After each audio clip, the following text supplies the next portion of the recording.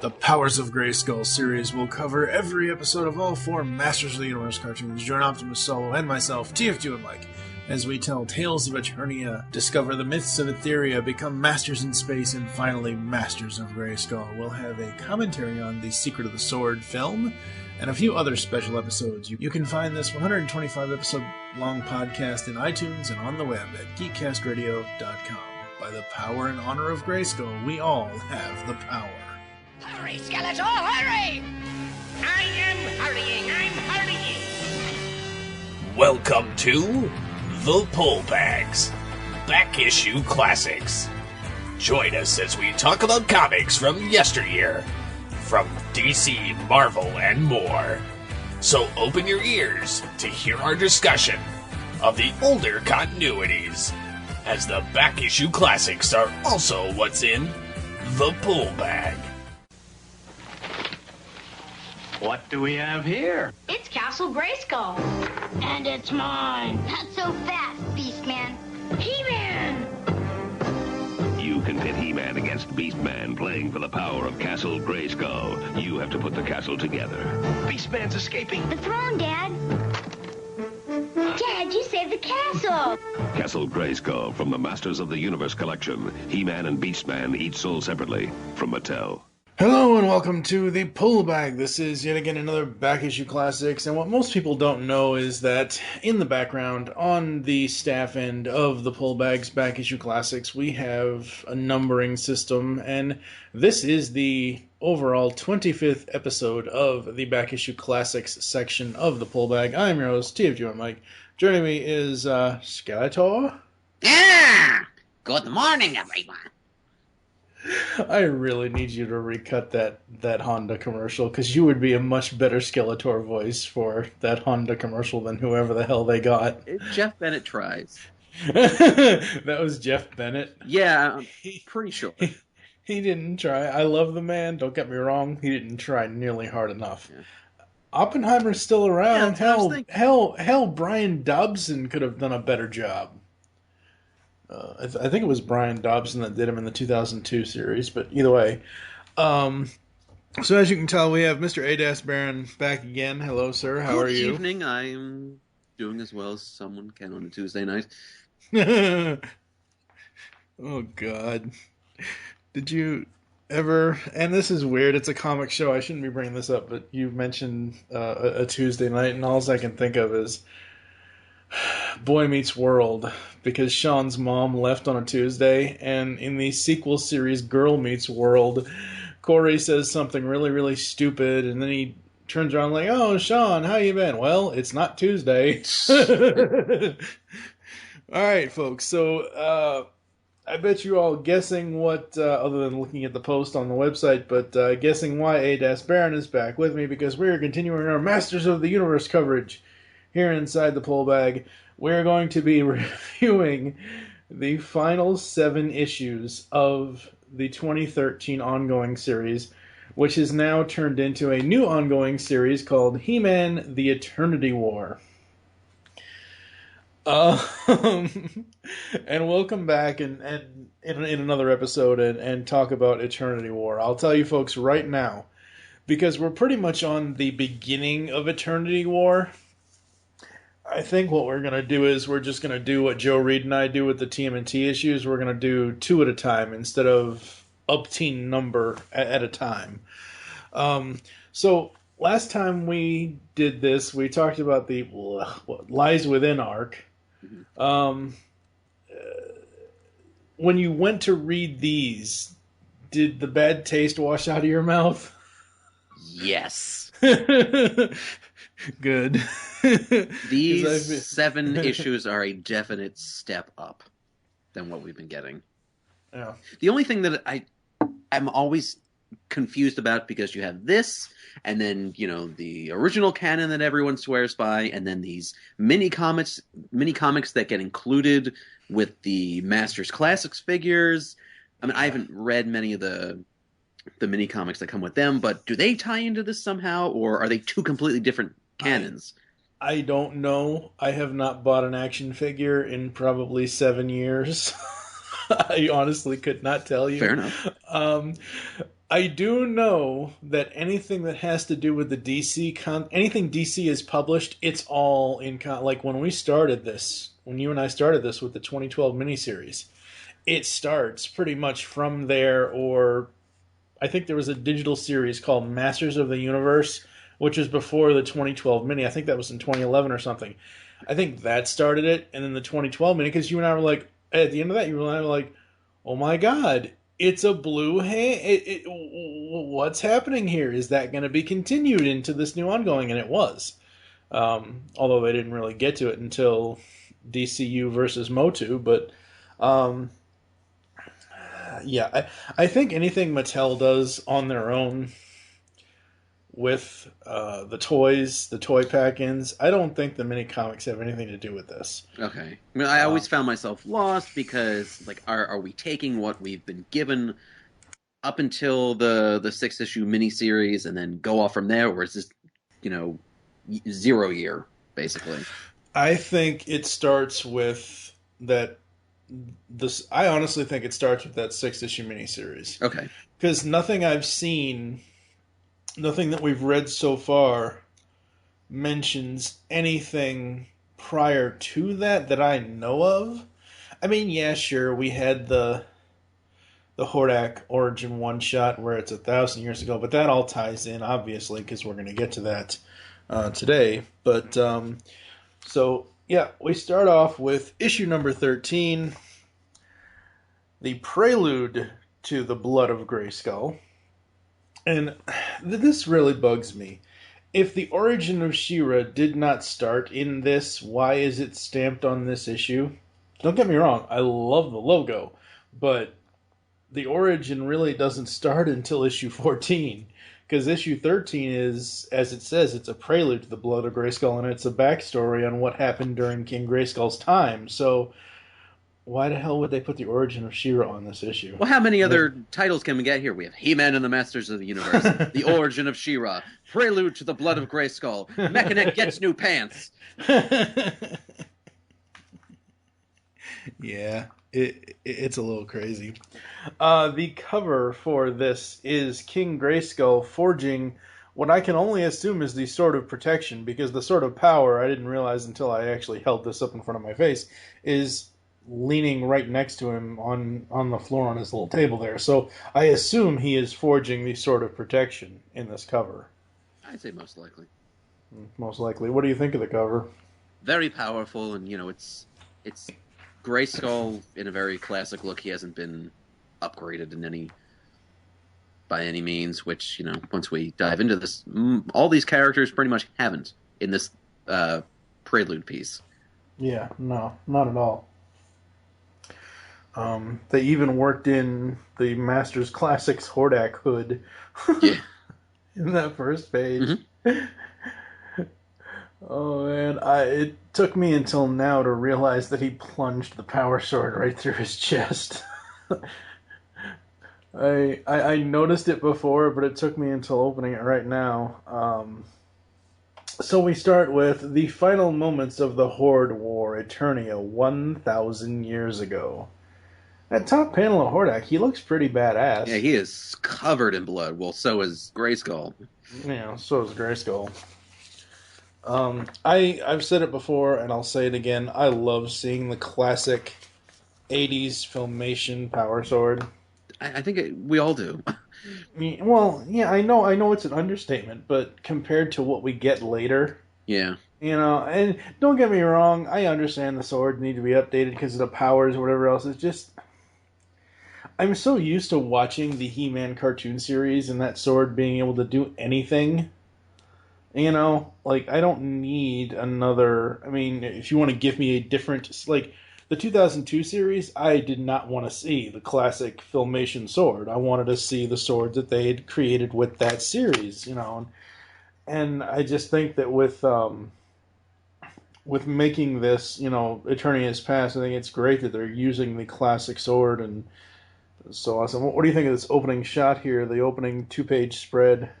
Oh, it's everything you want.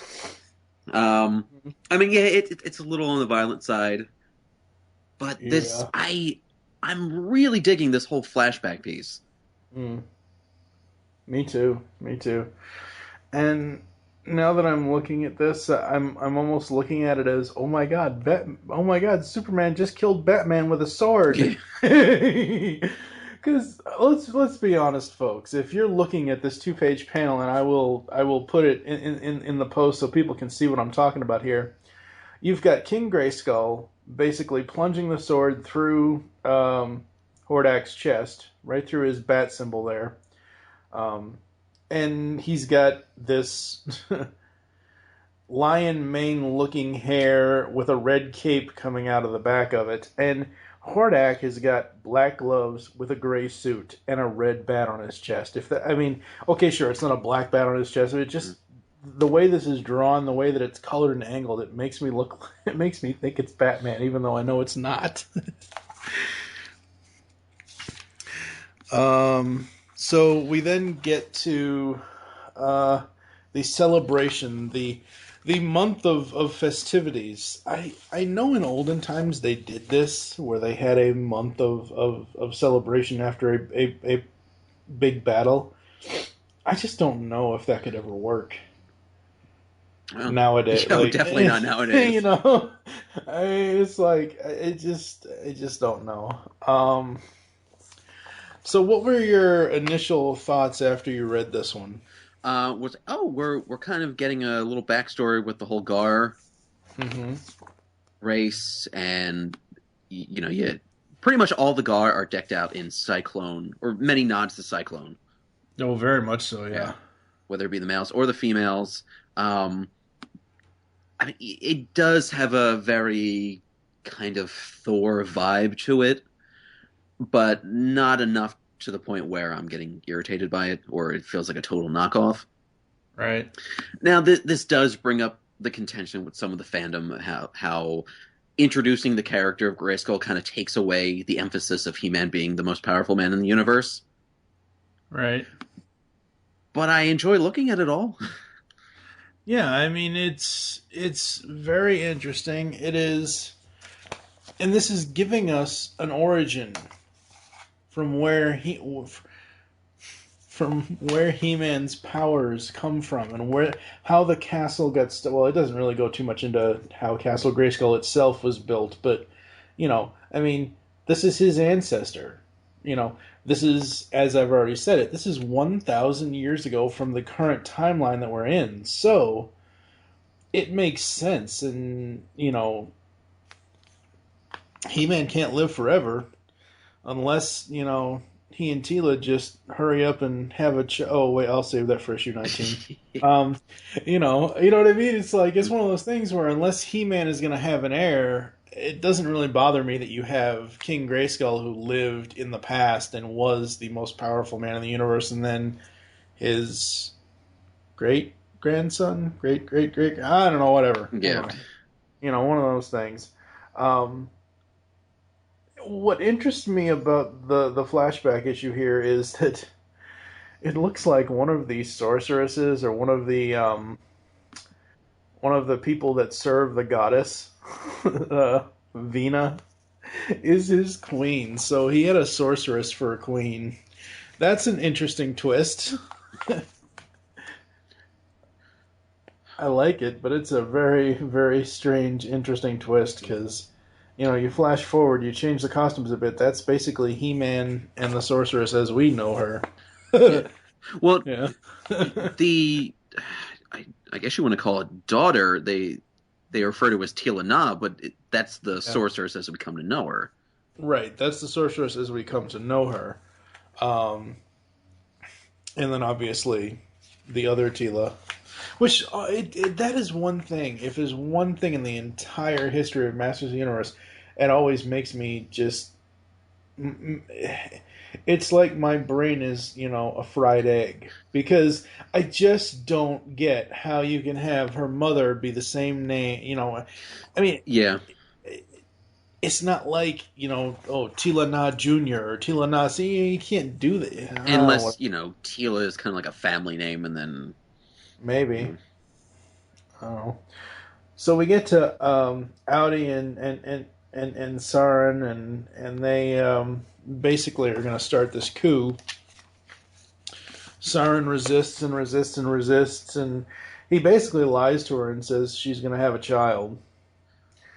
Which, the only thing I can think of, and well, I guess we'll have to bring this up later, but I'll bring it up here, is she supposed to have been Keldor's mother? Yes. I don't see how that could be, though. Well, they kind of explain it in the... Later? Yeah. I just don't see how that could be, because Miro is Randor's father. Yes. Oh, yeah, okay, never mind. I get it. So Same they're fathers, yeah. They're starting this whole coup, and yeah, the Cyclone stuff looks awesome. Love that armor. And then the Adi, right? That's his name? Yeah, Adi. Yep. Yeah, hands her the sword, which... Is that one of the swords that... Or daggers that... I mean, obviously it has a snake head, but was that a Snake Man accessory? Yeah. Oh yeah. And then that's the cursed sword. Then we get which the shot of the yeah, pretty much, yeah. So Sauron goes and she kills Grayskull. rather brutally. Yeah. Kind of. I mean, she basically slays him. Yeah, wow. And she would find that, as we end the prelude here, it says, Eternia, the darkest night of all, 1,000 years ago. And you see the whole village and everything around Castle Grayskull just burning to the ground. I love this issue. I think it's a great story. It is. But, like, at this point, he has the power of Grayskull, correct? Mm-hmm. Yeah.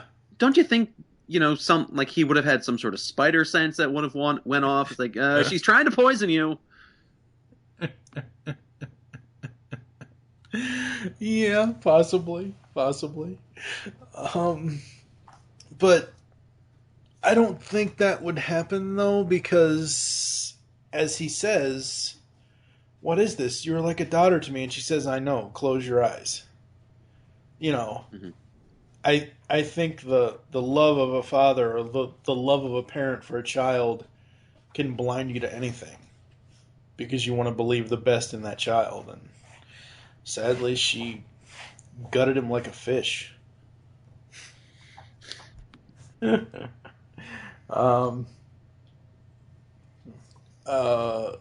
Any other final thoughts on issue 13? I did really enjoy the story. Yeah. I should mention that it's done by Dan Abnett, but all the stories in this, it says, it's so weird. It says Dan did the script, and then it says at the bottom, story by Rob David and Lloyd Goldfine.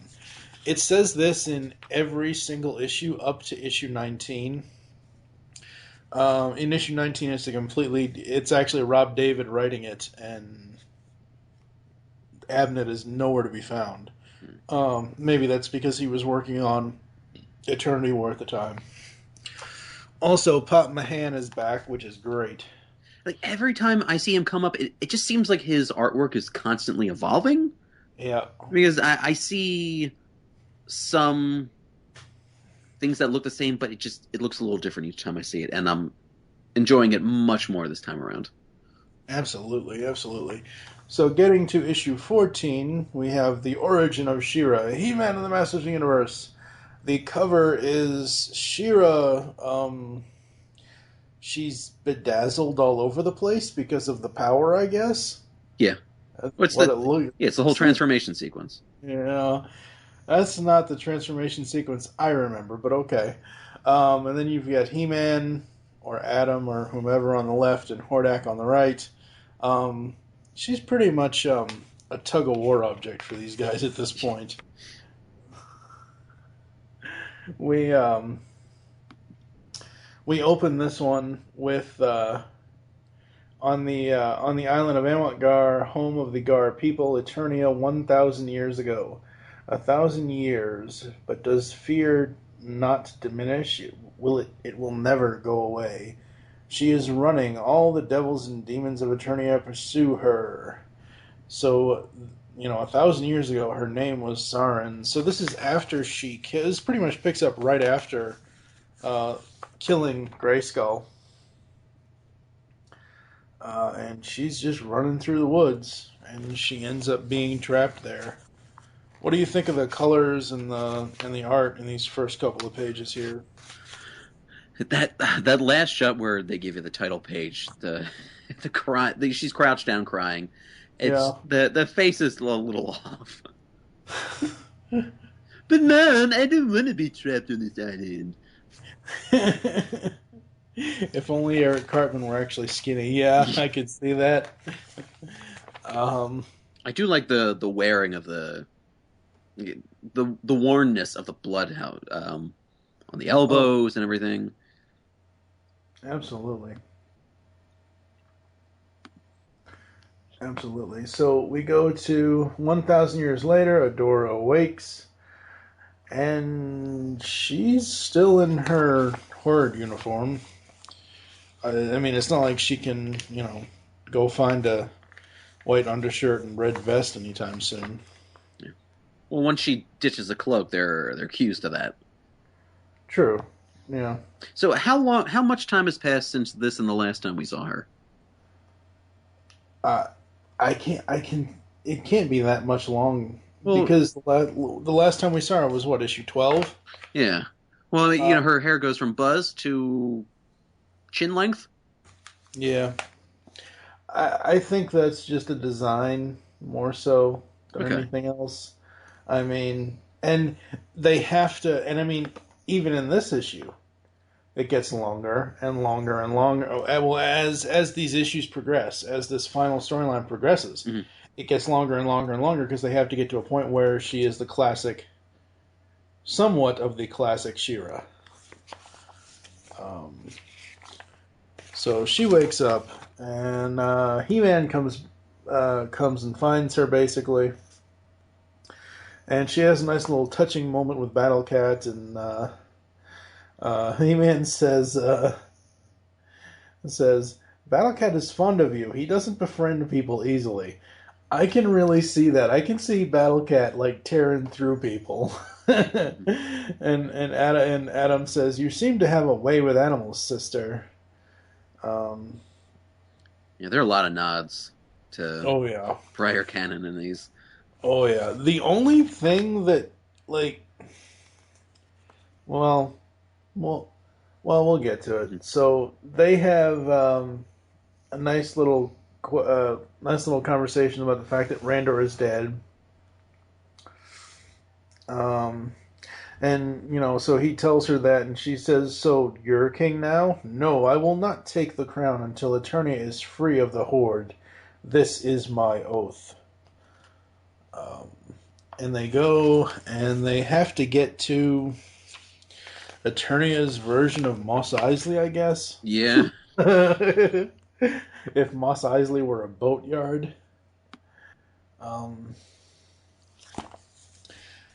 mean, it's very touching, the conversation between the two of them.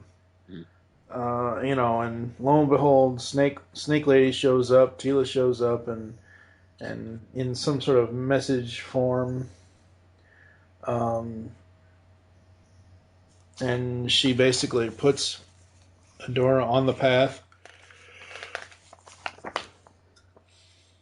and gives her the dagger. Yeah. Because, this sure bodes well. Yeah, really, I know, right? Gives her the cursed sword. And then I don't know if, I can tell that there's nothing missing out of my comic, because this is kind of where the in the physical copy where the staple really juts out, so I know this is the middle of the issue. But it feels like a page is missing here, because there's no transition between perhaps I can help with that, how, family strength, family is a strength that demons fear, and then Adora, to your left. They're just all of a sudden in battle against Horde troopers. I'm thinking it's more of like a hard cut / montage type deal going Yeah, on. I don't like it. I just wish that there was something else that could have been said on that page, like, let's go over here, let's go this way. I don't know, something else. So, He-Man and Adora and Battlecat are all tearing up the Horde troopers. Go ahead. Oh yeah, I was just gonna say slashing and slashing. Yeah, and there's Horde troopers all over the place, and you can pretty much tell that they're not humans in that thing. They are robots. Yeah, it made me wonder for a second, because in the flashback to King Grayskull, you see these Horde troopers, and it almost looks like they're whatever race Batros is. Right. Because they have the ears and the purple skin, and then in these shots of them tearing them up, you can definitely see the circuitry and all, but in the face there's a purple glow around the eyes, so it took me a second to realize what was going on. Yep. So we get to Athraport, or Althraport, and it's basically a modern-day fright zone. Well, a modern-day fright zone to us, because the fright zone did not look anything like this in Secret of the Sword. So... Well, they're like terraforming the planet, basically, and there are Horde outposts all over the planet. Yeah.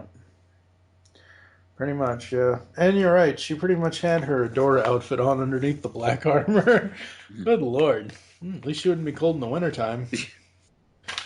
And this one kind of ends with,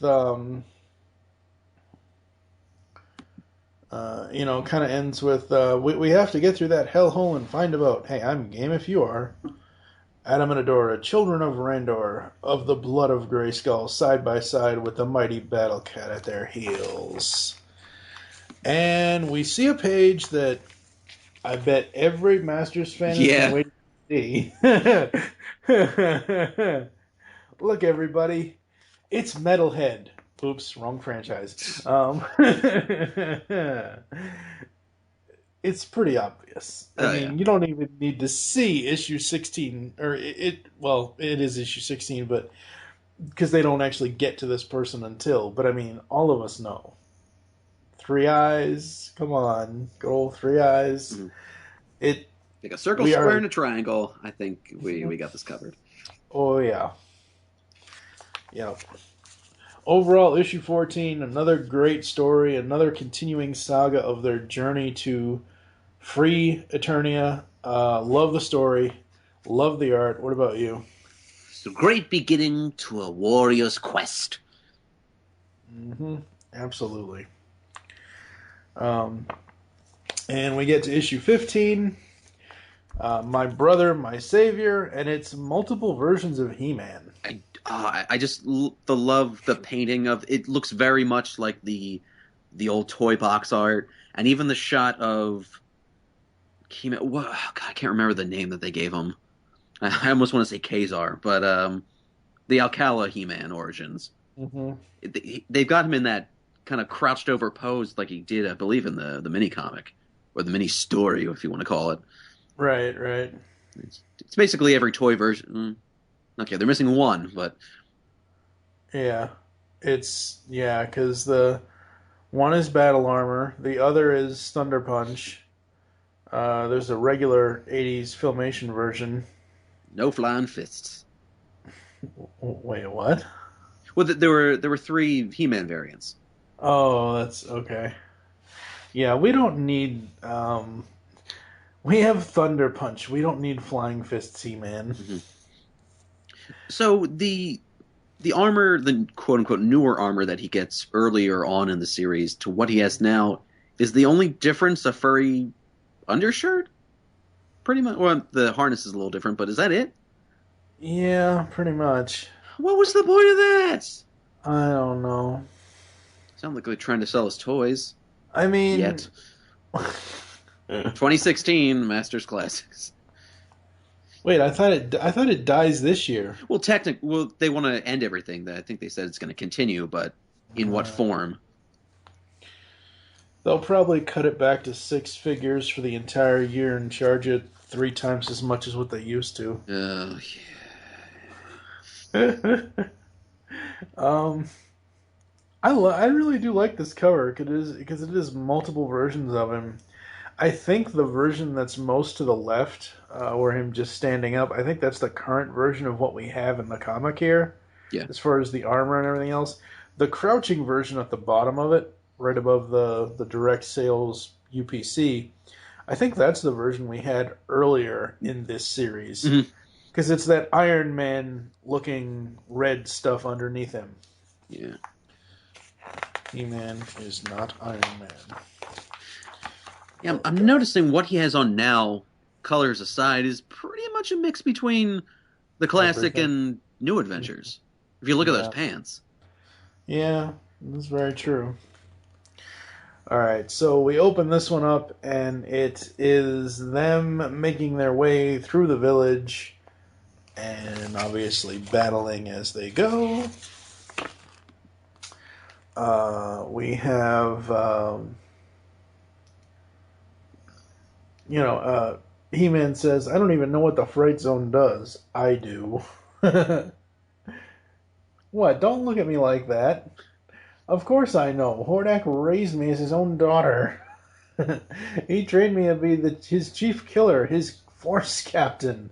That's what this needed. It needed the force captain title.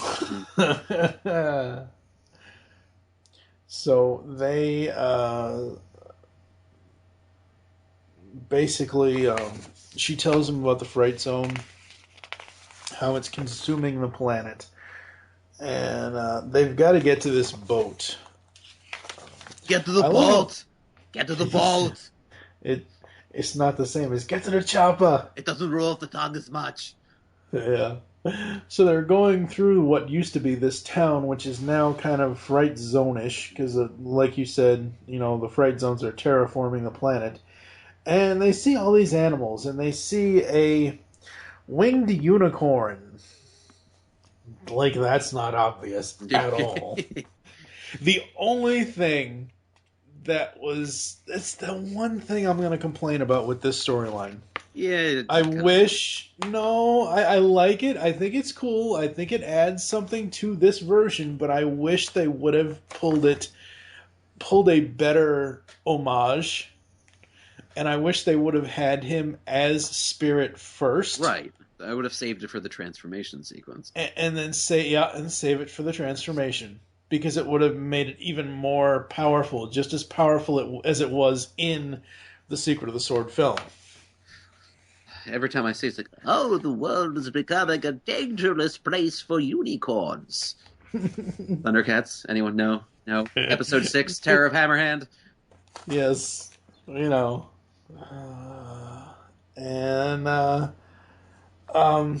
Okay, I don't normally do this, folks. I did it in the very beginnings of the pullback in like year 1.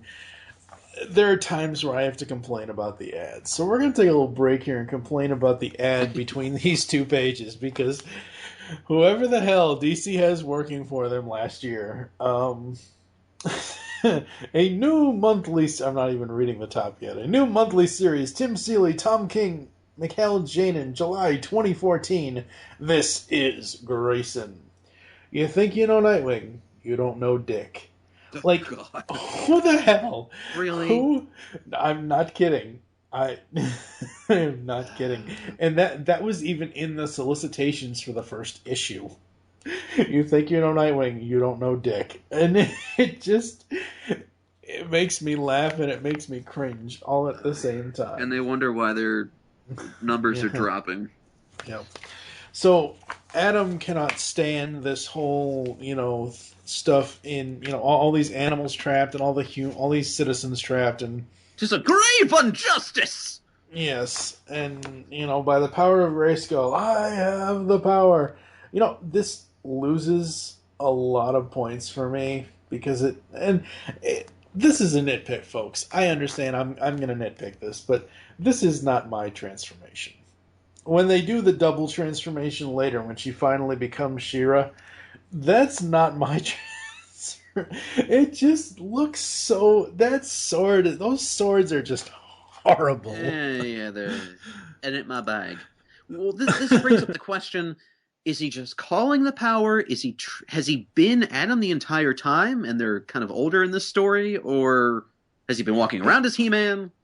He's been walking around in the armor because you can see, like, it's not like he has a maroon jacket and purple pants with white fluffy purple boots. I mean, if you look at him, yeah, he is. When he says, all these Eternians will die then in the Fright Zone chambers, their souls eaten. Yes, but if you look at him in that panel, he's wearing the He-Man costume that we've seen this entire time.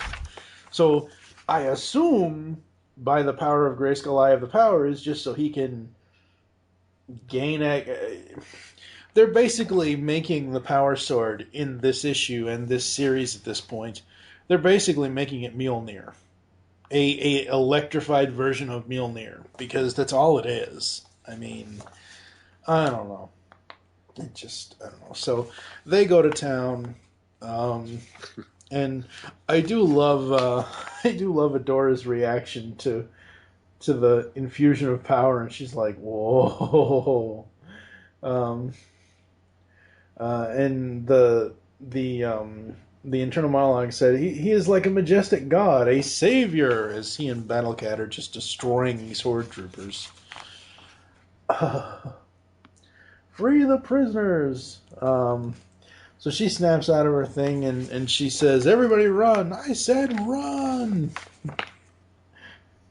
Run, Eternians, run! And so she names the winged unicorn Swiftwind, which it's a nice nod, but again, I wish, as we already said, I wish it was more surprise to Yeah, it. not so tongue in cheek. You're free now. Take to the swift winds and get away. God. Yeah. And He-Man decrees that everybody, run for the hills. You'll be safe there. Who the hell says run for the hills? Iron Maiden, for one. True. Or is it to the hill? I don't know. I don't know. And then Battlecat has to encourage them with emphasis by growling at them. I thought that was hilarious. And Adora says, well, that was a hell of a thing. It was necessary.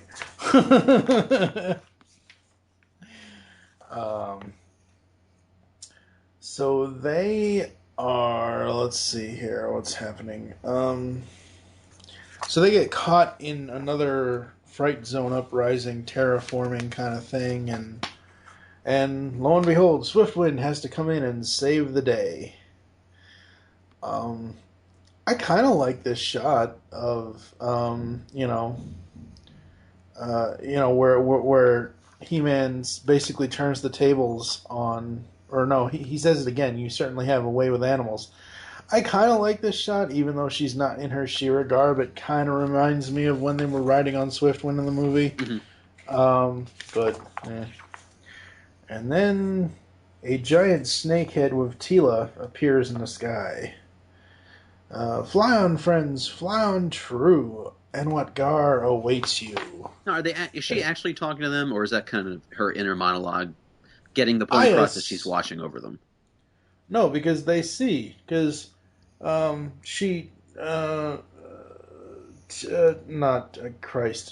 says, what's happening? Is it a storm? No. Oh, okay. The sorceress. So, no, they see her.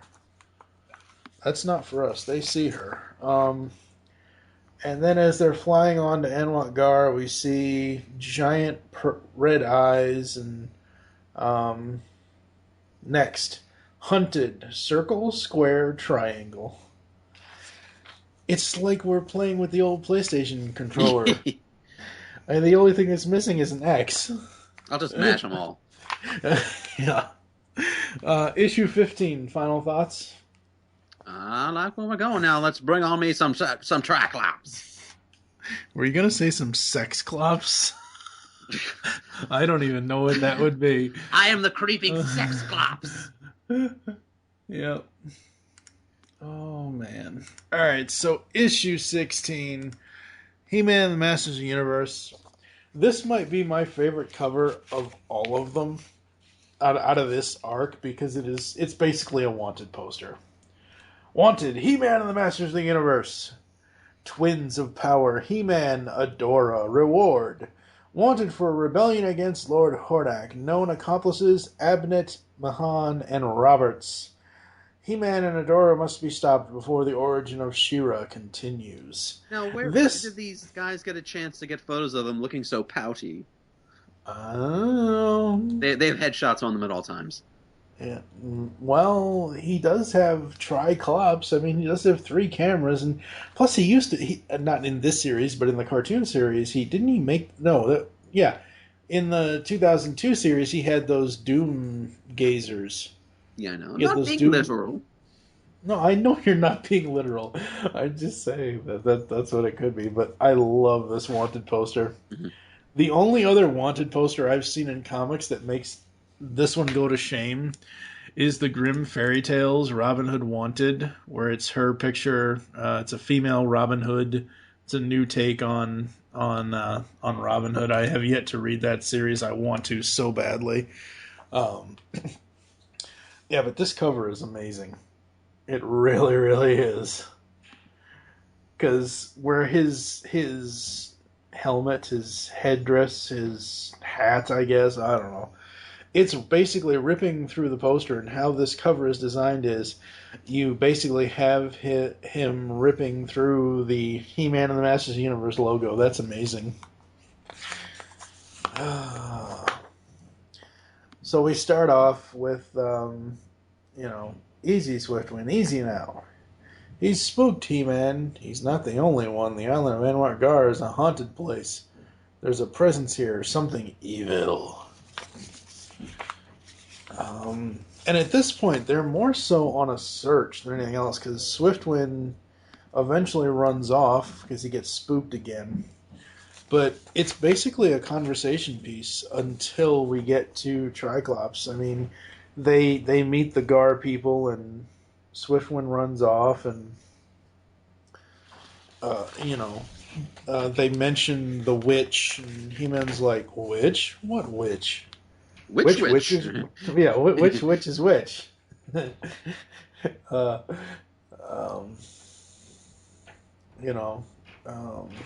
And I like this. I think it's great that He-Man is going to the Gar people and trying to, make peace with them.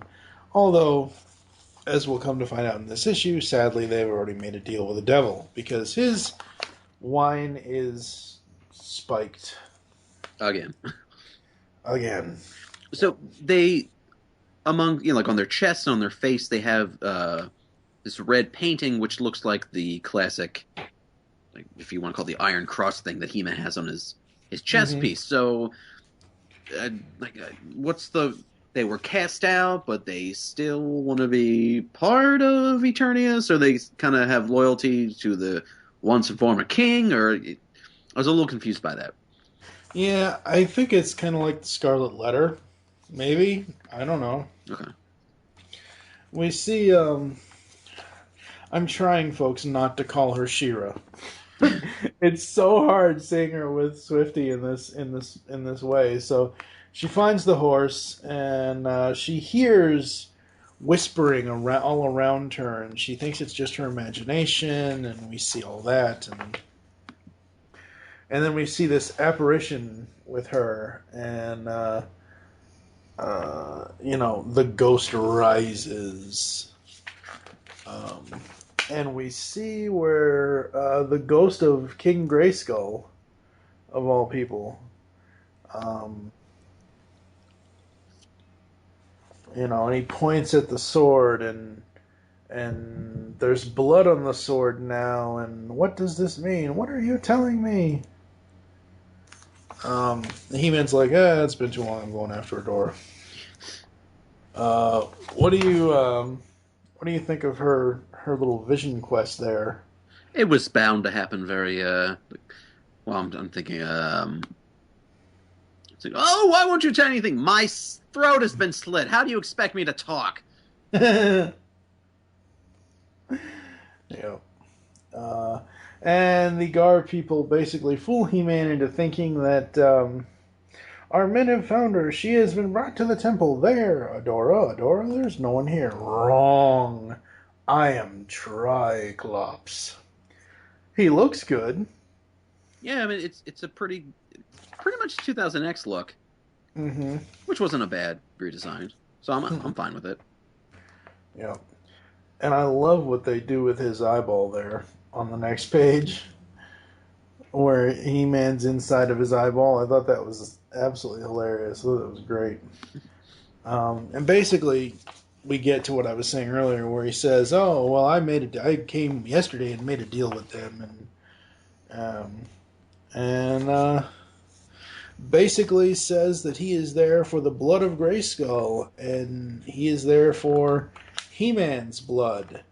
And we get to the next page, and if Hordak wants He-Man's blood, he most certainly can. He can most certainly have it.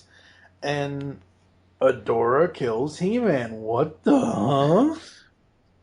I mean, I know it's basically repeating the past from when Sarn did it, and then I wish they would have called the next story this, but they tease it with next, the secret of the sword. What'd you think of this one? Brutal ending. I wasn't expecting, him to get his throat cut again, or a Grayskull to get his throat cut again. Yeah, it is so crazy. I'm loving this storyline. It just everything about it. There's nothing in here so far that has made me cringe. There's nothing in here that just makes me put the book down. It's very well done storytelling. Yeah, I mean, I'm reading it, issue rather than issue, wait a month, issue. I feel if I were to read these as they were released, I wouldn't have gotten the same feeling about it. This seems like it would be more beneficial if it was a collected volume. Yeah. They'll go that route eventually. I mean, it's DC. They always put that stuff out. But we're coming up on... we were at the time when we originally started to plan this episode, coming up on the time where Eternity War was going to start. So I wanted us to finish this before Eternity War got too far in. And at this point, Eternity War has only had the first issue come out. The second issue comes out, I think, the 28th of January, I think. I don't know. So issue 17 has the title on the cover is Under the Sorceress's Spell. We have Adora, pretty much in her classic Adora outfit, with the cursed sword. We got He-Man there, and Teela as the sorceress. It still bugs me. I mean, as much as I don't really care for Teela in most incarnations, it just bugs me that they've made her the snake goddess in this. I don't know. I'm over it, but... Were you expecting her to become the sorceress, or...? Yeah, I was expecting, following her mother's footsteps. But that's not what happened. So we still have a Snake Man at some point, so she can always evolve. Yeah, true. So we open up with where we left off, and He-Man is dead. His throat is cut. He's slouched over like, really, sis? Really?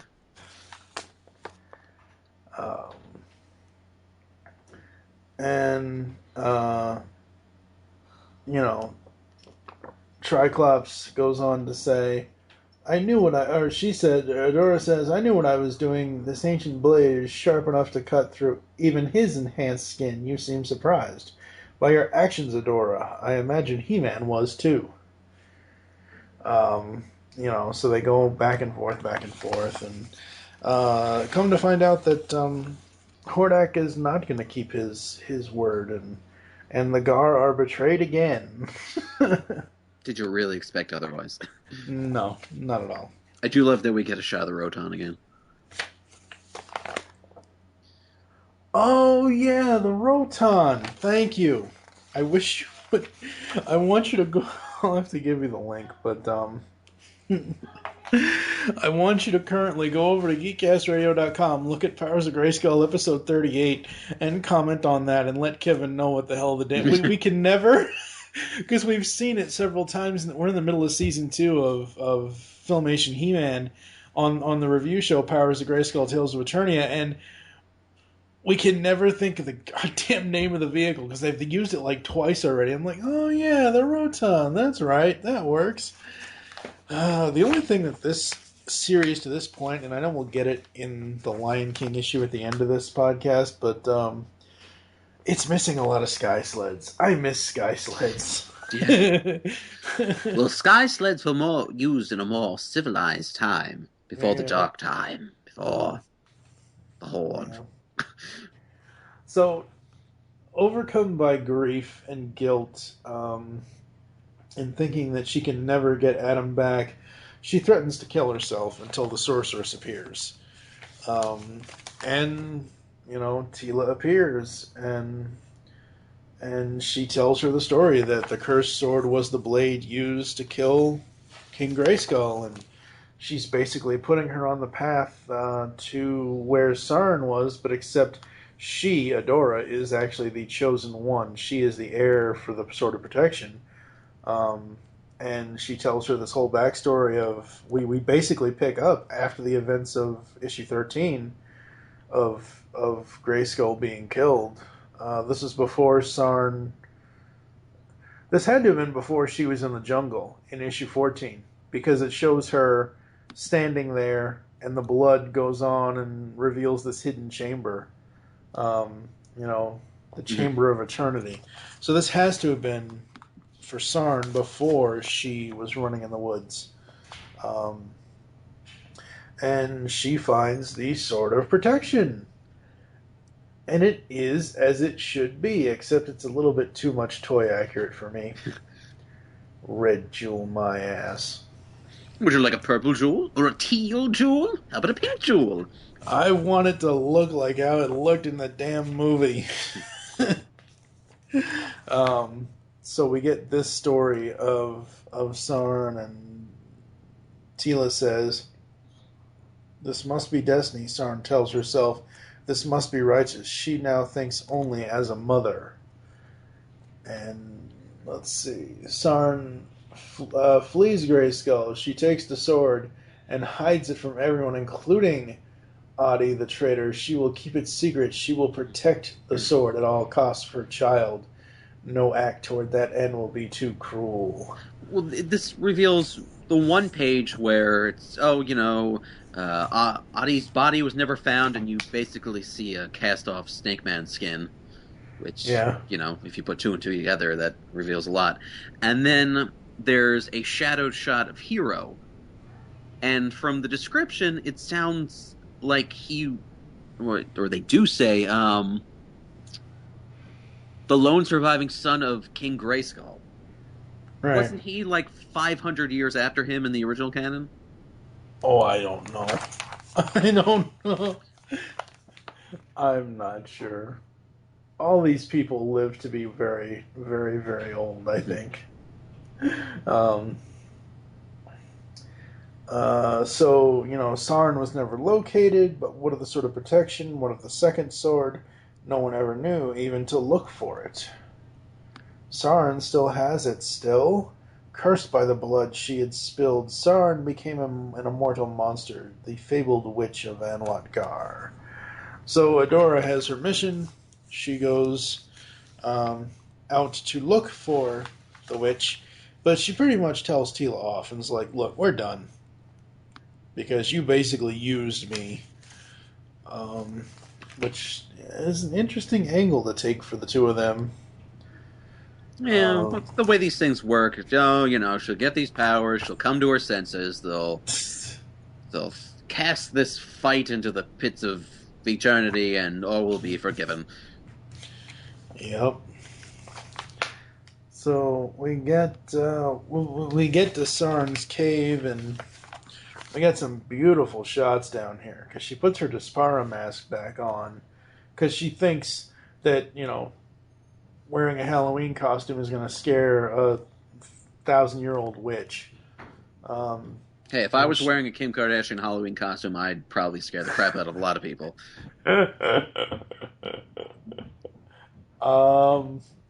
Okay, I don't know where to go from there, folks.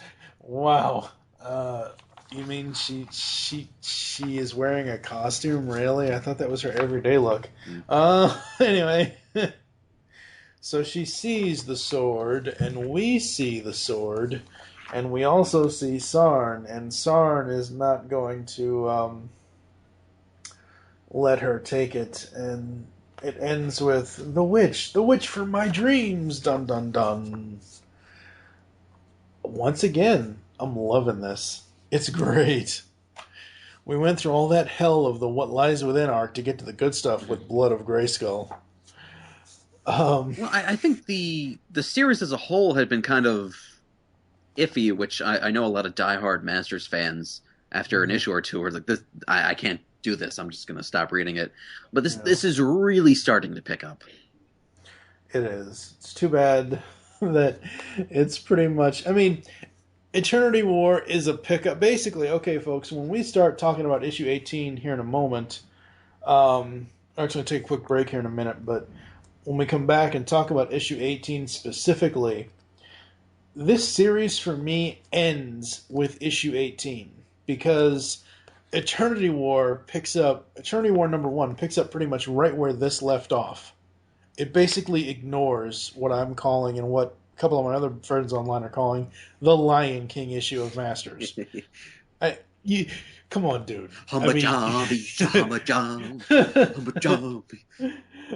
So we're going to take a quick break. We're going to come back and talk about issues 18 and 19 of He-Man and the Masters of the Universe from DC Comics. We'll be back after this. I've never seen so many flyers. Something must be happening, something big. We better get to Whispering Woods fast. I get you.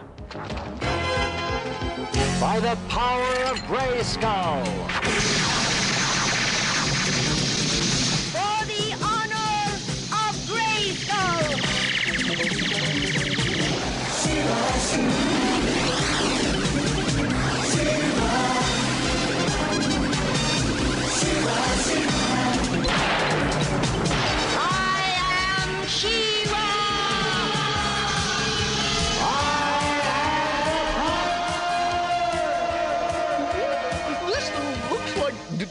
Double trouble.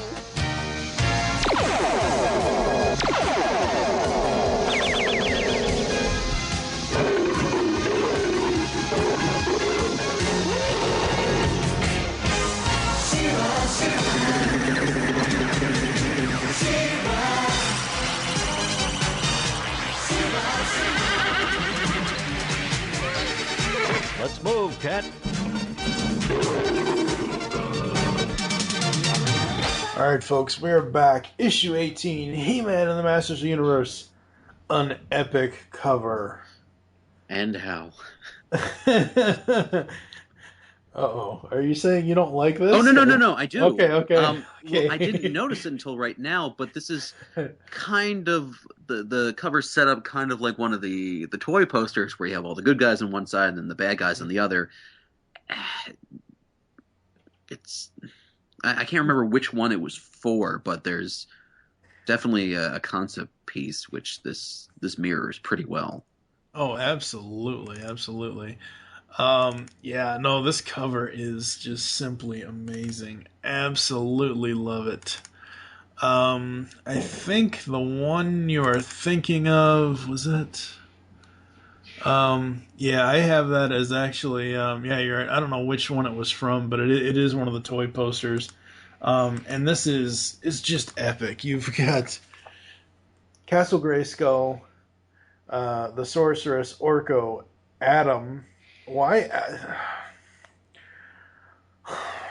is Adam and He-Man there at the same time? It's not like He-Man is a hologram. It's not like, Adam pressed an earring and said hello Synergy or anything like that. It just why is Adam standing there pulling the sword? Like, it just is so... I like it. I like the cover overall, but that's just weird to me. Yeah, I don't know what to make of that. I don't know either. The title on the cover here is "She Has the Power" because She-Ra is in the middle of the two sides, and I think is this the only time in this series we've ever seen Panther I see on it. the cover? Because like, Well, yeah, Skeletor hasn't really been seen other than the DC one. Yeah, I mean, that's where he was. I mean, that's after the whole thing in the 2012 miniseries wore off. He went to Earth, but like even in that, I don't remember seeing Panther. But no, it's great. Triclops is there, I believe. Trap, Yeah, Evelyn, and a Roton with Beastman on it, I think. Yep, and then Snake Mountain looks absolutely epic. So we pick up with this issue with the fight between Sarn and Adora. The blood of Grayskull will spill again this day. What I'm really digging about this witch design for her, she's got this one decomposed golden skeleton hand, which I'm assuming is the hand that she slashed Grayskull's throat with, and it's kind of like the cursed hand of Grayskull. Yeah. Yeah, it looks absolutely awesome. So they go back and forth in this battle, and you know,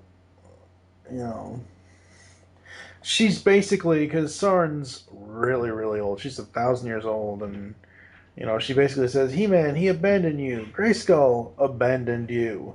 They lied to you. They are corrupt." She's still going under Adi's belief that the whole line of Grayskull is corrupt, which is so not cool. She cray-cray. Yeah, pretty much. So this battle goes on, and I love Pop's art in this. It's so great. The dark backgrounds compared to their designs. Oh man, it's so awesome. And Sarn, in the process of ripping Adora's mask off, actually rips off her locket. And, Monster, give it back. And this kind of gives Adora the fire to kind of beat Sarn and kind of pretty much get the sword away from her. And she basically says, "Nobody chooses my destiny but me, witch, and I choose Grayskull." Well, this is a new development because the sword starts to glow. And she says it again. The cursed sword evaporates pretty much. Once she says that and Sarn's on fire in the background, we have an upgraded sword of protection. Once again, I'm sorry, Pop, I do love your art, man. I love the way you do the classic power swords, but Jesus Christ, these upgraded swords are horrible. They look like ornate letter openers.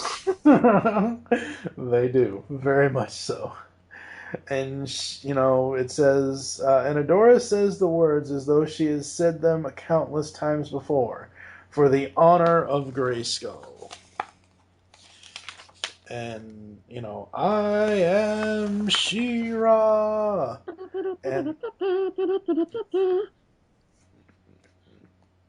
And that armor is, I honestly think, and I don't know if this is Mattel's thing, but if you look at the journey we've taken between the 2012 miniseries and now, 2012 miniseries, Teela was in a golden bikini, for crap's sake. Mm-hmm. In the beginning of this ongoing series in 2013, He-Man showed more skin on his chest and arms and everything else, and now it's like they've gone all conservative with them, and they want every orifice to be covered up. I'm not complaining about it. I just find it absolutely hilarious. Well, I mean, she's not a character that needs to be scantily depicted. No, not necessarily, but I mean, comparing her to her Filmation design, come on now. The Filmation, I mean, that skirt when she's holding, I'm just a friend. Hi, He-Man. It's like... What I find most interesting, and the only reason why I assume that Keldor is Sarn's son, is of how she dies. Oh, yes. I perish, but my son will live on. It isn't even those words. It's the design after she's gone. It's pretty much Skeletor. Well, yeah, her face, the skeleton remains of her skull is yellow, but then she's got this pool of blood around her hand, which shows the reflection of Skeletor. Mm. Absolutely. So He-Man is still dead. She-Ra's like, "Oh my God, am I in time?" This is the scene I was going to talk about earlier that I wish was a little bit different. I wish it wasn't the sword. Like, I understand it's the sword of protection, but when Swiftwind got hit in the movie, and I know this isn't the movie, folks, I get it, trust me. She basically just put her hands on him and said the words, "For the honor of Grayskull." And He-Man's like, "She-Ra, look, your hands, they're glowing. I wish we had asked the sorceress more about your powers." It's one of the, I wish there was a little bit more reference in this. But He-Man comes back to life. And we get by the power of Grayskull, double entendre of, I have the power. Where's Battle Cat? He was leading the people from the town to wherever they need to be. That's true, but usually most of the time when the powers the power transformation, Battle Cat's usually. The only reason why I really ask is because it would have been cool if it was Swiftwind and Battle Cat being there. Mm-hmm. That would have been awesome. But if she's got the power now, Swiftwind's missing the straddle and the mask. Uh-huh. He's missing everything except the wings and the horn. And by the power of Grayskull, basically brings down this terraformed fright zone.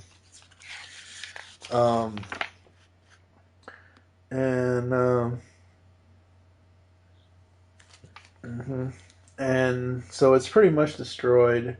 So Hordak's menace falls. So it does, brother. So it does. And she's consoling Swiftwind, and He-Man tells the Gar people, "Get up, rise. You truly are a broken people. I will no longer permit darkness to rule over Anwat Gar or Eternia. It ends now." And she says, "You never change, brother. You, on the other hand, something tells me we have a lot to talk about." Yeah, the Eternia universe, I guess, is so used to magic at this point. He wakes up, oh, okay, this doesn't faze me at all. All right, I was kind of expecting it anyway. And it's so weird. I guess Triclops had to work for somebody since Skeletor is not around, but it's super weird to me that this is, what Triclops is doing. He's working for Hordak. And the epilogue here in this issue is at Castle Grayskull. I love this shot. Which, it looks like a giant Hordak face.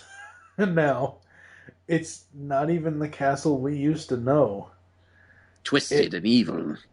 Yeah, very much so. And there's an even better shot of this in the Eternity War #1. Pretty much all of the evil Horde, well, at least not Beast. Everybody's there. It's we're missing Mantana and missing Mantana and Leech. But we got Grizzlor, Catra, Dragstore, and Scorpia. Dragstore. That's one I never knew. Again. Well, when I took a look at the tiny shot where the Roton's coming in and Triclops is getting off, you see Grizzlor, and you see a little bit of green. Oh, is that Leech behind him?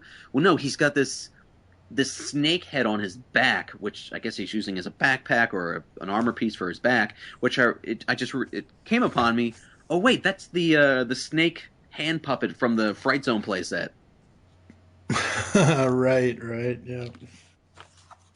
So it ends with Triclops saying, hey, I've got the blood, and Hordak says, I have everything I needed at long last, a means to escape Despondos, and thus the ability to break the secrets of Castle Grayskull and claim the power of Grayskull once and for all. Next, Prelude to Eternity War.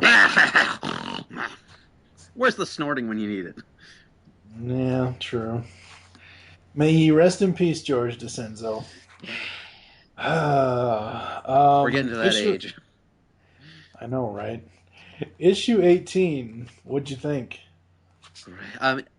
I'm totally fine with this new She-Ra outfit. Mm-hmm. The cover is probably where I like this new design for the sword the best. I'm not a huge fan of it, but I guess because it's painted, it imbues that very Crystal Castle look to it. Oh, absolutely, yeah. And looks a little more properly sized. Yeah, absolutely. Absolutely. Issue 18 for me, absolutely awesome. This is where I consider the series to be ended, because the final issue of the 2013 ongoing, which has ended and has now become He-Man: The Eternity War. Issue 19 is by David Derenick and Roberts. Rob David, I think it's Tom Derenick and Mark Roberts, I believe. I'm not looking at the inside just yet. But the cover is Skeletor, Adam, and Randor. Put 3 lion heads on these characters, and you got Scar, Simba, and Mufasa. Yeah, pretty much. And Prelude to the Eternity War. This basically takes place 12 years ago. Now, I hate when they futz with time. I really do. Because in the 2012 miniseries, we were stuck in a time of wherever the hell, and Skeletor had that spell on us, and then we fast forward, and we now have, this, and it's like 12 years ago. It doesn't seem like He-Man is that young to where he would be this young now. Mm-hmm. It just, I don't know. Well, yeah, this, now that I go back to the miniseries, it's, he doesn't get, in this issue, he doesn't get the Grayskull powers. No. But the way the story is running, it seems like at least in the 2000X series, that's pretty much where He-Man starts. Yeah. But here it doesn't, and then I guess in the miniseries he gets the powers, or he gets them back, and yeah. See, I think that because in this issue, Sorceress says, you will have a great power later, but for now I'll give you the power you need to save your father. I think this issue, since this says 12 years ago, I think this takes place right before Skeletor put the spell. I think this takes place right before the 2012 miniseries. It has to. Because as you said, he doesn't have the power of Grayskull already. So, we open this one up, and we, just in time, reinforcements, and, he sees Zor, the symbol of the Falcon, and we hear an internal monologue for Adam, and he says, things are moving so fast, and I am powerless to stop it. And then I see it, a falcon, the totem of Zor, and suddenly I feel there's hope that everything might one day be as right as it was this morning. I love you. I don't love you. I was going to say, thank God this isn't Pop Mahan, because I hope to God he would never do this. This is just creepy, folks. It's like, yeah, 12-year-olds are stringy, but I don't remember them looking this stringy. And their hands are huge! She's got man hands, dude. Where's Jerry Seinfeld when you really need him, right? The man hands! I'm sorry, folks. As much as I don't mind Adam and Tila having a relationship when they're in their 20s or 30s, as whatever age they are here just looks so wrong. Well, you flip the page and it was just a dare.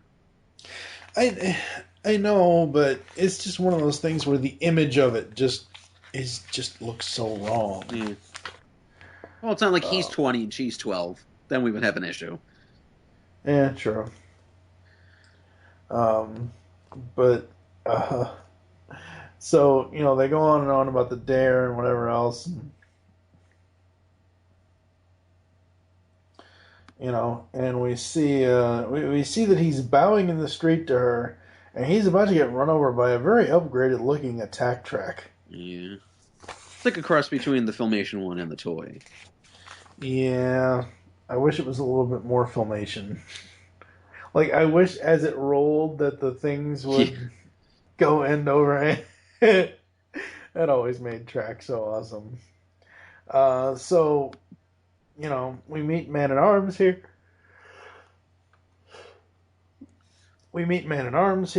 Well, at this point, I guess she just started the academy, and she's took it upon herself to entrust Adam's safety to her. Yeah. On the next page, we see a great shot of Stratos and Buzzoff. Looking more like Stratos than we've gotten so far. Oh, God, yes. Absolutely. Looks so good. And we get a shot of the classic palace almost at the bottom there on that panel, which is really, really cool.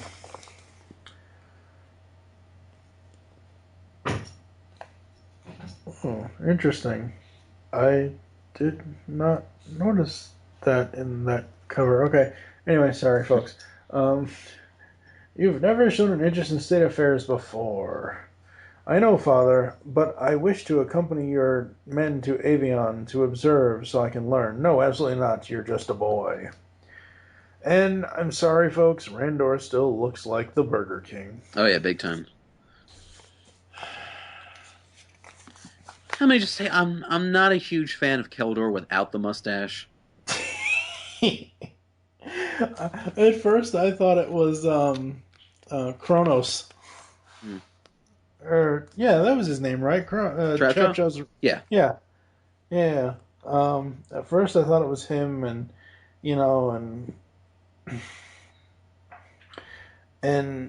he's basically saying to Randor, Grayskull is a myth, Randor, a fairy tale told to inspire young warriors. Could you tell, folks, this issue is boring the crap out of me. Sorry, folks. It's filler.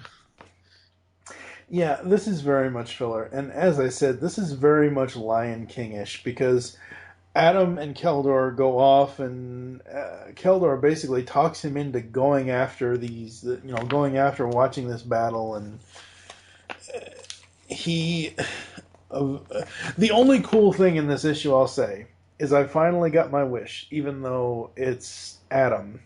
He's on a sky sled. That's great. That is awesome. Well, I think the only thing that really ties this in is we do get the explanation of Keldor's lineage. Right.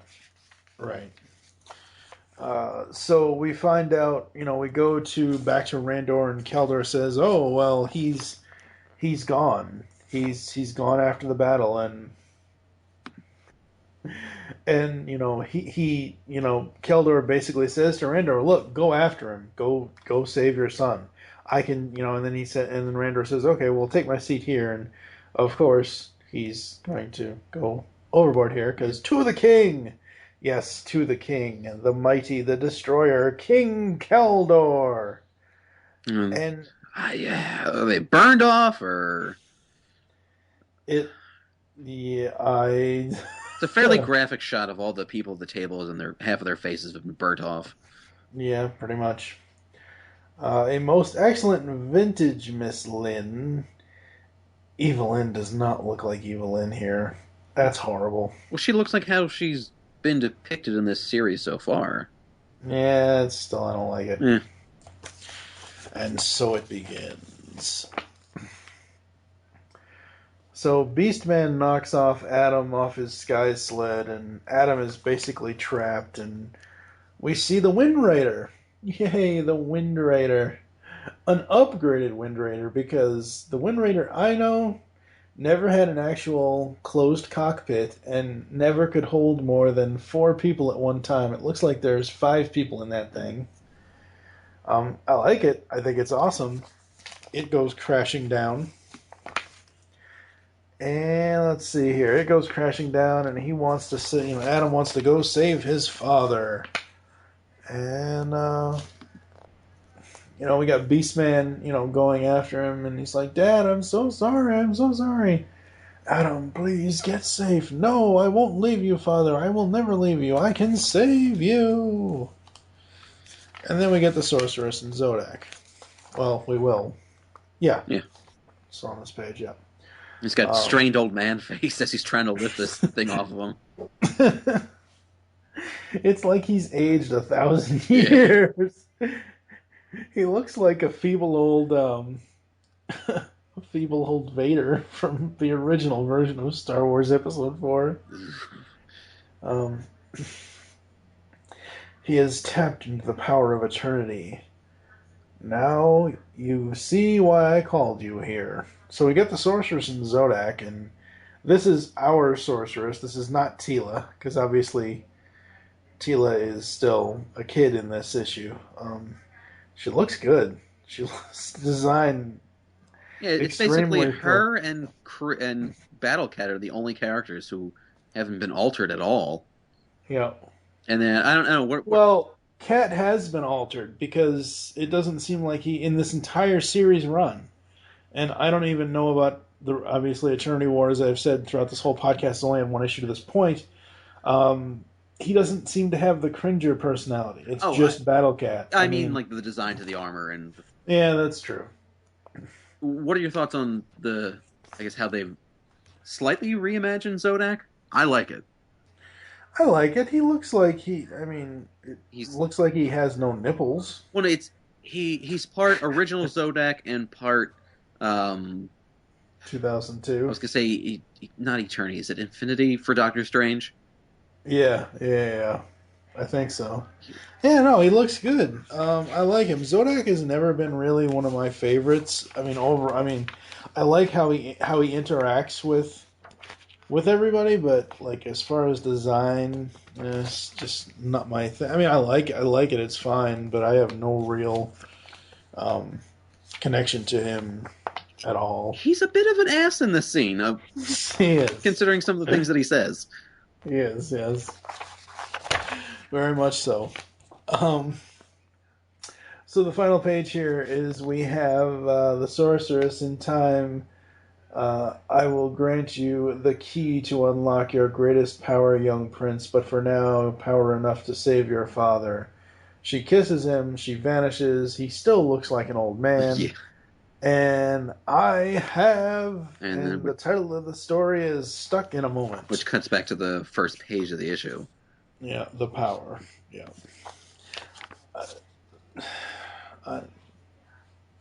Lion King for MOTU. That's all I can say. It just... I don't know, dude. I wish that they had done something else. A different way of telling that story that didn't have it come off so Lion King-ish. I mean, the only thing we're missing is, Timon and Pumbaa and Hakuna Matata. Yeah. The issue as a whole doesn't really accomplish anything. No. All right, so really quickly before we get out of here, folks, because I know it's been a long record for us, issues 13 through 18, the Blood of Grayskull, and 13 is Prelude to the Blood of Grayskull. Issues, the entire story arc for Blood of Grayskull, I'm giving it a 5 out of 5 stars. It was amazing. What about you? I'll give it a 4.5 out of 5. No comic is perfect, except for a couple, but... This is such a vast improvement of what we've been given up to this point. Absolutely. And issue 19, the Lion King issue, I give it a 2 just for a couple of the vehicles designs and stuff like that. I mean, just the story just it's very souring. Thankfully, Eternity War washes out the bad taste in our mouths again. I don't know if you've read issue 1 yet, but it is pretty damn good. I look forward to it. Yeah. All right. Where can the people find you online, sir? I guess the most easy way to find me is on Facebook under a.dotsbaron. Twitter at a.baron. I try to update that when I can. Liar. When I can. It's just, I don't want to contain my words to 144 characters. I would say a.baron.com, where my yearly subscription thing went up, so we just have to renew it. So it'll be up shortly again. Cool. To close out January, Joe Reed and I are going to be starting Attack on Technodrome for the IDW TMNT series, issues 41, 42. So that's what you folks can look forward to next week. Coming up in February, we're going to have a Valentine's Day episode. The Punisher, Bloody Valentine, so that ought to be fun. Oh god, I can hear you scoffing. And then I believe Nicole, Hailstorm, and I will be doing Transformers, the title formerly known as Robots in Disguise and More Than Meets the Eye, issue 29. And then we'll have episode 100, The Best of the Pull Bag. So that's what's going on for us. And obviously Marvelous March this year is going to be happening, so that's going on, so I'll talk about that next month in February. This is Zord Online. I can't use a Zord Online. Do it. By the power of Grayskull, you all have the power. We will catch you next time here in the Pull Bag. Make your great escape into comics. You've just heard the latest episode of the Pull Bag, the GCRN's comic review and discussion podcast. There are several ways to get in touch with us and leave feedback for the show. You can visit the website, geekcastradio.com, where you can comment on the episode and all of our different podcasts. You can rate our show on iTunes. Be sure to leave us feedback. Call the voicemail line, 502-526-5821. Please remember to tell us the show you are leaving the message for, and your name. Become a fan of us on Facebook by searching Geekcast Radio Network. Send us an email feedback at geekcastradio.com. Follow us on Twitter at GeekCastRadio. So until next time, make your great escape into comics and unleash the geek in you.